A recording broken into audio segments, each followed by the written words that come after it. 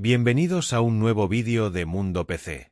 Hoy aprenderemos cómo instalar el JDK de Java en Windows paso a paso. Primero abrimos nuestro navegador. Una vez estemos en Google, escribimos en el buscador algo como Java Oracle JDK.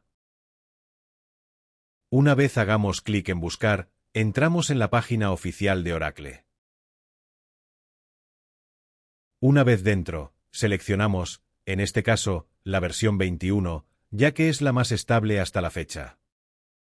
Una vez seleccionado, elegimos la versión para Windows. En este caso, descargamos el instalador x64.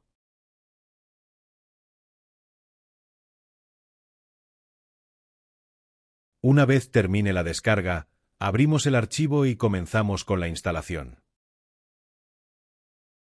Hacemos clic en Sí, para otorgar los permisos al instalador. Ahora esperamos a que se inicie el instalador. Una vez que se inicie, hacemos clic en Next para continuar. Aquí, antes de hacer clic en Next, vemos que se ha asignado una ruta por defecto para la instalación. Si queréis cambiarla, podéis hacerlo manualmente en Change.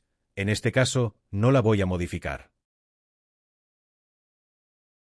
Ahora esperamos a que el instalador descargue el JDK.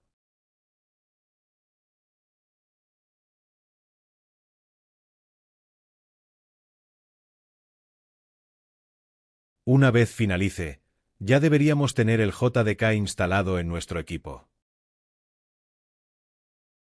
Para comprobar si se ha instalado correctamente, abrimos la CMD, que podemos encontrar en el buscador de Windows.